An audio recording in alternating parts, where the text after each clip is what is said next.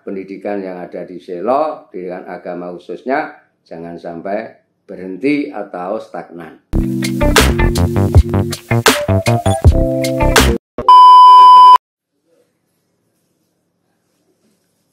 Assalamualaikum warahmatullahi wabarakatuh.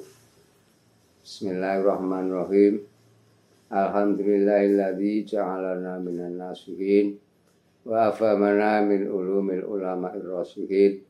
Wassalatu wassalamu ala man nasabadinahu atyanal kufrati wat tolihin wa ala alihi wa ashabil ladzina kanu yatamassaku syari'ata usholihin. Rabbi shrahli sadri wa yassirli amri wahlul 'uqdatam min lisani yafqahu qawli, amma ba'du. Al-mukarramun, para alim, para kiai, para asatid, asatidah yang selalu dimuliakan Allah Subhanahu wa taala. Mari pertama-tama kita bersama-sama muji syukur kehadirat Allah Subhanahu wa taala, ilahi rabbi bil qaul alhamdulillahirabbil alamin, karena dengan berbagai kenikmatan Allah telah memberikan kepada kita semua, terutama sehat walafiat, iman, Islam, ihsan. Mudah-mudahan kenikmatan yang telah diberikan Allah Subhanahu wa taala dapat kita manfaatkan yang sebaik-baiknya dalam rangka ta'abbudan kepadanya. Insya Allah kita diberikan kehidupan sejahtera, selamat dunia akhirat, amin Allahumma amin. Sholawat dan salam kita aturkan kepada junjungan Nabi kita Agung Muhammad SAW. Mudah-mudahan kita selalu mendapat kekuatan dari Allah Subhanahu wa taala, dapat mengikuti, melaksanakan sunnah-sunnah beliau, dengan harapan kita diakui sebagai umatnya dan besok di mahsyar mendapatkan syafaatnya, amin Allahumma amin.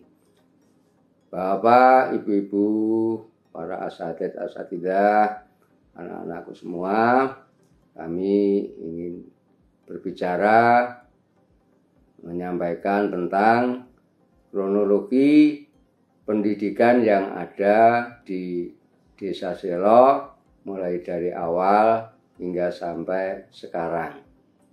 Perlu diketahui bahwa Desa Selo terkenal penyebaran agama Islam karena di sini ada makam legendaris yang insya Allah termasuk min ba'di auliyaillah, yaitu makam Syekh Abdurrahman Ki Ageng Selo, yang sejarahnya sudah tidak asing lagi di kalangan daerah manapun saja, terutama di Surakarta, Yogyakarta, dan sekitarnya. Beliau adalah termasuk pejuang agama Islam di Desa Selo. Untuk itu, kaitannya dengan pendidikan, maka Mbah Kiai Haji Nasuha pada saat itu kira-kira tahun 1936-an itu adalah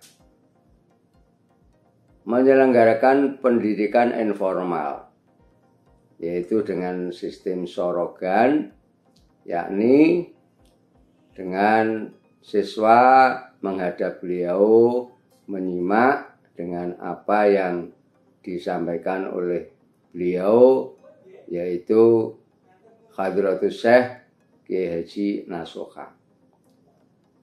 Beliau tidak sendirian, dibantu oleh putranya yang bernama Kiai Abdullah Tawaf. Di samping dibantu oleh putranya, juga dibantu oleh muridnya yang bernama Kiai Abdullah Sarjad. Lokasinya pada awal itu berada di Desa Ngledok, berada di Dukuh atau Desa Ngledok dan di Mangsan. Itu oleh beliau menyelenggarakan pendidikan informal dengan sistem sorogan. Kemudian dengan perkembangan waktu, sistem sorogan itu kemudian dirubah menjadi sistem klasikal, yaitu dibentuk kelas-kelas. Dibentuk kelas-kelas yang saat itu diprakarsai oleh Hadratus Syekh Kiai Hasyim, Hadratus Syekh Kiai Ibrahim, Hadratus Syekh Kiai Ramlan atau Mbah Haji Soleh, Hadratus Syekh Kiai Muhammad Nur, Hadratus Syekh Kiai Haji Abdullah, Hadratus Syekh Kiai Marwan, dan Hadratus Syekh Kiai Mahsun, dan Kiai dibantu oleh kiai-kiai yang lain. Kemudian pendidikan formal itu dinamakan Salafiyatul Huda, yaitu pendidikan awalnya namanya itu Salafiyatul Huda, yaitu adalah sistem bentuk dahulu. Salaf itu adalah dahulu, dengan bisa berkembang dan bermanfaat khususnya di lingkungan Desa Selo. Kemudian setelah beliau Mbah Al-Hadratus Syekh Mbah Hasyim wafat, maka jauh-jauh sebelumnya sudah diadakan sistem musyawarah. Musyawarah antara lain beliau Hadratus Syekh Kiai Mahsun Abdul Manan, Hadratus Syekh Kiai Ahmad Masruri Mawardi, Hadratus Syekh Kiai Khalil Thayyib, Hadratus Syekh Kiai Muhammad, Hadratus Syekh Kiai Hayun. Berlima ini bermusyawarah bagaimana setelah Hadratus Syekh Kiai Hasyim wafat, terus pendidikan ini enaknya bagaimana. Mereka itu bermusyawarah. Bermusyawarah, akhirnya mereka sepakat dengan mengambil suatu keputusan atau kebijakan, maka melanjutkan dan mempertahankan kelangsungan madrasah yang saat itu dibentuk oleh Kiai Hasyim. Jangan sampai madrasah yang dibentuk oleh Kiai Hasyim ini adalah hilang begitu saja atau bubar, maka beliau sepakat untuk melanjutkannya. Sehingga pendidikan yang ada di Selo, pendidikan agama khususnya, jangan sampai berhenti atau stagnan. Untuk itu pada kira-kira tahun 1946, pendidikan yang ada di Selo yang aslinya namanya itu adalah Salafiyatul Huda, maka diganti dengan nama Sunniyah. Sudah barang tentu ini pasti ada konotasi tersendiri, ada makna tersendiri dari perubahan nama dari Salafiyatul Huda ke Sunniyah. Nama Sunniyah adalah mengambil dari ahli sunnah wal jamaah. Sudah barang tentu kalau ahli sunnah wal jamaah insya Allah adalah selalu mengikuti pada jejak Rasulullah Shallallahu Alaihi Wasallam serta mengikuti terhadap para alim ulama,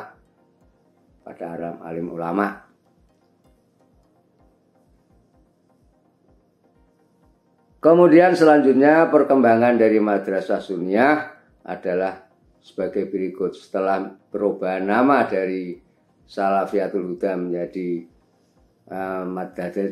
Sunniyah, maka perkembangan berikutnya adalah sebagai berikut. Kira-kira tahun 1953 Masehi, membangun gedung yang berada di depan masjid Jami' Ki Ageng Selo. Jadi dulu di depan Masjid Ki Ageng Selo itu ada gedung madrasah membujur ke timur. Membujur ke timur yang kira-kira itu ada tiga lokal atau 3 kelas yang ada di situ. Namun sekarang sudah dibugar karena untuk pengembangan halaman masjid. Di samping pula juga mengamankan aset-aset keraton, maka madrasah yang berada atau bangunan madrasah yang berada di depan masjid akhirnya dipindah, yang pada saat itu dipindah di sebelah timur masjid yang sekarang ditempati gedung Madrasah Ibtidaiyah. Itu awalnya adalah dari gedung pindahan dari depan masjid ke situ yang 3 lokal. Waktu itu kemudian dikembangkan oleh pengurus. Kemudian pada tahun 1953 di samping membangun gedung, juga gedung itu digunakan untuk madrasah diniyah. Gedung itu digunakan untuk madrasah diniyah yang pada waktu itu memang tempatnya di depan Masjid Jami' Ki Ageng Selo. Kemudian pada tahun 1958-1959 Masehi dibentuk pendidikan setingkat sekolah dasar, yaitu sekolah yang namanya MWB, Madrasah Wajib Belajar, yang sekarang namanya sudah menjadi Madrasah Ibtidaiyah. Itu awalnya adalah namanya MWB, yaitu Madrasah Wajib Belajar 6 tahun. 6 tahun, yaitu kira-kira didirikan tahun 58-59 Masehi. Sebagai pemrakarsa didirikannya MWB, yaitu adalah beliau Ki Haji Rodhi Soleh. Beliau Ki Haji Rodhi Soleh yang yaitu putranya Al-Maghfurlah Kiai Haji Ramlan atau Ki Haji Soleh. Itu putra beliau yang memprakarsai pendirian Madrasah Wajib Belajar yang sekarang namanya menjadi Madrasah Ibtidaiyah. Kemudian pada tahun 1966 Masehi, beliau Kiai Haji Khalil Thayyib mendirikan Madrasah Sanawiyah 6 tahun. Dimendirikan Madrasah Sanawiyah 6 tahun yang diprakarsai oleh beliau Hadratus Syekh Kiai Khalil Thayyib, yang kebetulan beliau itu adalah bapaknya Bapak Kiai Haji Imron Hasani. Itu kira-kira tahun 1956. Yang Madrasah Sanawiyah 6 tahun itu menampung dari keluaran atau alumni Madrasah Ibtidaiyah. Sehingga anak-anak tamatan Madrasah Ibtidaiyah setelah tamat maka ada kelanjutannya, yaitu di Madrasah Sanawiyah yang kala itu adalah 6 tahun. Kemudian pada tahun 1966 Masehi, tahun 1967 Masehi, beliau Bapak Kiai Haji DRS Kiai Ahmad Ghazali Masruri memprakarsai pembentukan Madrasah Mu'allimat, yaitu siswanya terdiri dari putri semua. Kalau Sanawiyah 6 tahun yang diprakarsai oleh beliau Bapak Kiai Haji Khalil Thayyib, itu siswanya putra semua.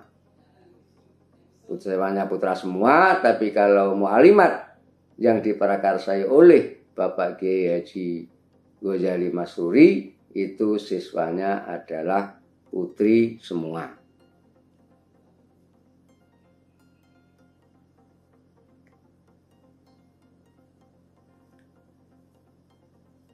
Kemudian pada waktu itu pelajarannya sesuai dengan PGA atau PGAP, ya, Pendidikan Guru Agama Pertama, PGA atau PGAP. Ini, dan disinilah yang kemudian berubah nama menjadi Madrasah Sanawiyah Putri. Nanti lebih konkretnya Sanawiyah Putri itu ikut ujian nasional tahun berapa, insya Allah nanti akan saya beberkan setelah semua pendirian madrasah yang ada di Suniah itu sampai sekarang selesai. Insya Allah nanti secara tersendiri akan kami sampaikan tentang kapan Madrasah Sanawiyah Putri itu ikut ujian nasional, atau pada kala itu Eptanas gitu, Eptanas.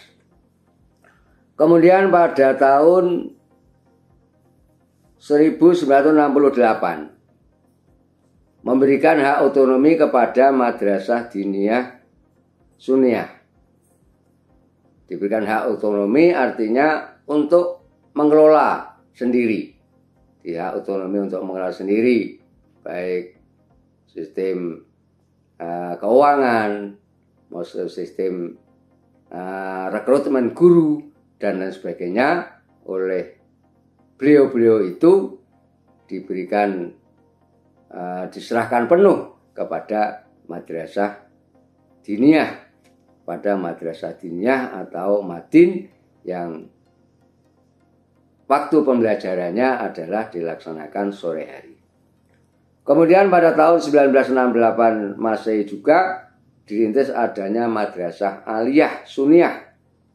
Artinya yang semula Madrasah Sanawiyah itu 6 tahun, maka akhirnya dirubah menjadi Madrasah Sanawiyah 3 tahun, dan yang 3 tahun Madrasah Aliyah.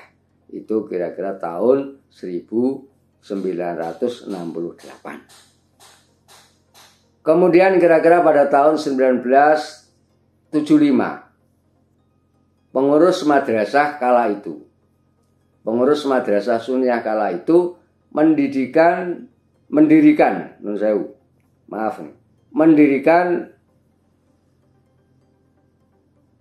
sekolah atau madrasah RA atau yang disebut Raudhatul Atfal. Disebut Raudhatul Atfal. Ini kira-kira tahun 1975. Yang kala itu pendirinya adalah secara kolektif dari pengurus Madrasah Suniah. Kemudian perkembangan Madrasah Suniah dari kurang lebih tahun 1946 sampai dengan tahun 1986 itu memang Madrasah Suniah dari berbagai tingkatan yang ada itu adalah belum memiliki status atau kekuatan hukum. Belum memiliki kekuatan hukum. Akhirnya pada tahun 1987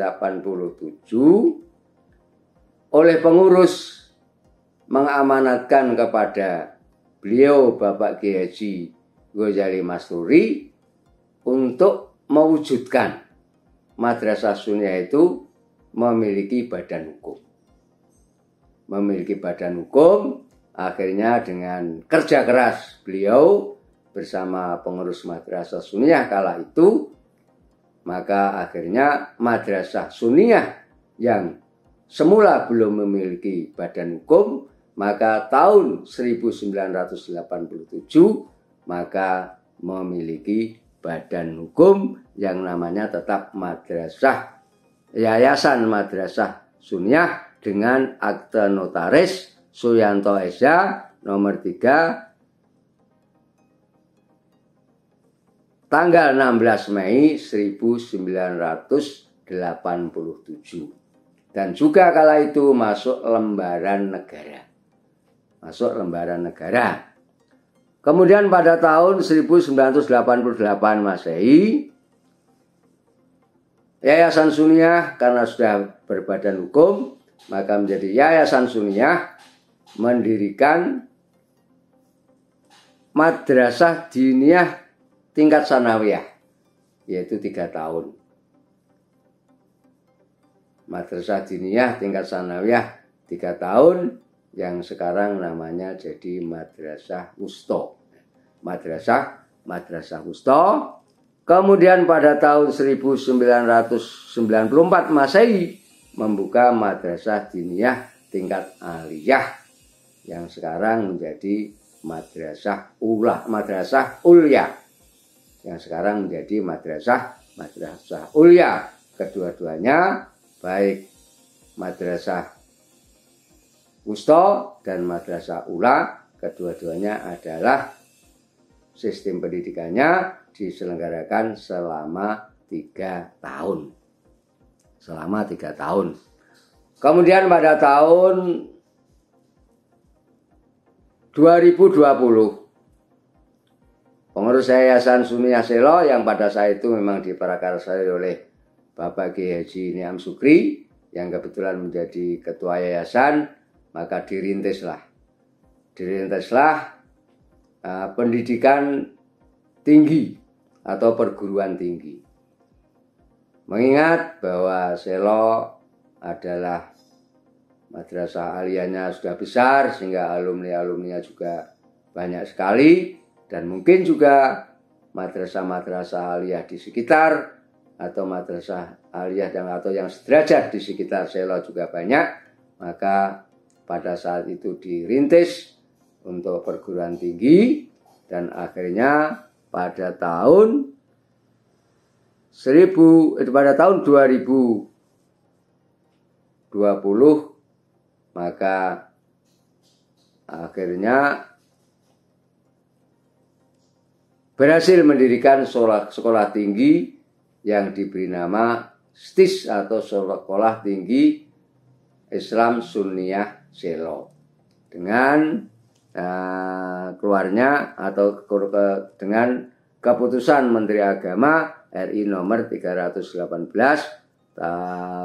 tahun 2020.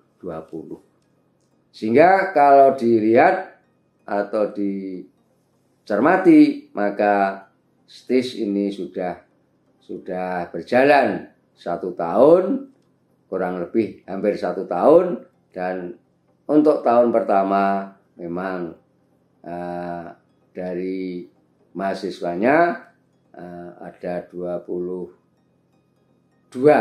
mahasiswa dan mahasiswi. Untuk tahun-tahun berikutnya, karena ini belum tutup pendaftaran, maka belum bisa diketahui secara konkret berapa untuk tahun pembelajaran 2001-2002. Mudah-mudahan nanti mendapatkan siswa atau mahasiswa atau mahasiswi yang lebih banyak, sehingga keberadaan sekolah tinggi Islam Sunniyah atau STIS bisa membantu kepada masyarakat yang sekira mungkin membutuhkan untuk sekolah atau sekolah lanjutan dengan biaya yang terjangkau. Saudara-saudara sekalian, sekarang itulah tentang kronologi pendirian atau berdirinya Madrasah Sunniyah hingga sampai saat sekarang, yang kalau dikalkulasi siswanya itu adalah setiap tahunnya tidak mengalami kurang, tapi justru mengalami tambah. Ya, mudah-mudahan banyak berkahnya kepada kita semua dan Bapak dan Ibu guru yang ikut berjuang sebagai penerus dari para pejuang, para pendiri pada saat itu. Maka mudah-mudahan diberikan kekuatan oleh Allah Subhanahu wa Ta'ala. Amin Allahumma amin. Sekarang kita kembali ke Madrasah Tsanawiyah Putri. Madrasah Tsanawiyah Putri yang dulu awalnya itu dari Madrasah Mu'alimat, kemudian berubah menjadi Madrasah Tsanawiyah Putri, itu mengikuti ujian nasional, ujian negara atau ujian nasional, ujian negara yang kala itu namanya Eptanas, itu tahun 79-80.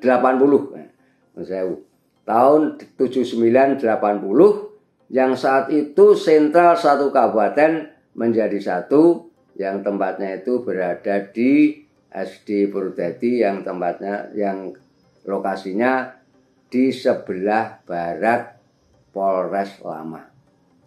Di sebelah barat Polres Lama itu kira-kira SD 6 atau SD berapa kurang lebih. Kira-kira itu. Itu kira-kira tahun 1979-1980.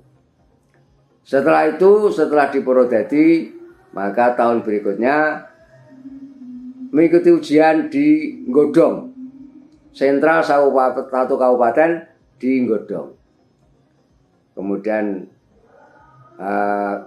berkembangnya situasi serta pesatnya pendidikan, akhirnya tahun-tahun berikutnya maka di Suniah ini diselenggarakan ujian nasional atau Eptanas yang diikuti oleh seluruh madrasah yang berada di wilayah timur. Seluruh MTS yang berada di wilayah timur.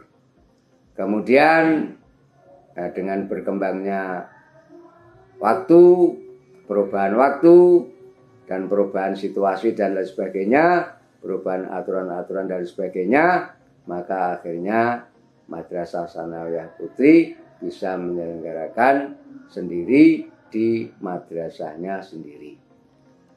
Kemudian perkembangan siswi MTS Putri dari awal sampai dari sekarang, alhamdulillah selalu mengalami peningkatan. Bahkan untuk yang terakhir tahun pelajaran 2021-2022 ini siswa barunya kurang lebih 400 siswa. Alhamdulillah dari tahun 2020-2021 itu kurang lebih 300 sekian.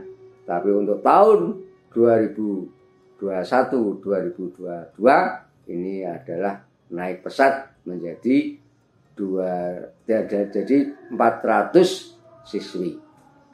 Mudah-mudahan dengan perkembangan itu semua sivitas Madrasah Tsanawiyah Putri nanti bisa mengakomodir dari semua pendaftar yang jumlahnya sekian itu, dan mudah-mudahan bisa dikelola dengan baik, dididik dengan baik, yang akhirnya bisa mengantarkan menjadi siswi atau anak yang solehah, dan dikelak setelah hidup di tengah-tengah masyarakat maka banyak manfaatnya yang insya Allah itu merupakan jariah dari semua guru yang ada atau semua tenaga yang ada di MTS Putri pada khususnya dan di Yayasan Suniah pada umumnya.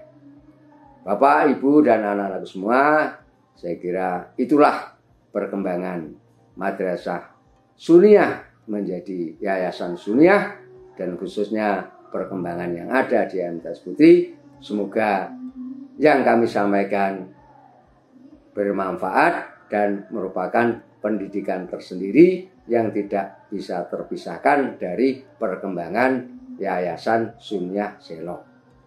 Dari kami, andai kata ada kekurangan, mohon maaf yang sebesar-besarnya. Andai kata ada kebenaran, itulah fadl dari Allah Subhanahu wa Ta'ala, dan ada kekurangannya itu karena kecubluan pribadi kami.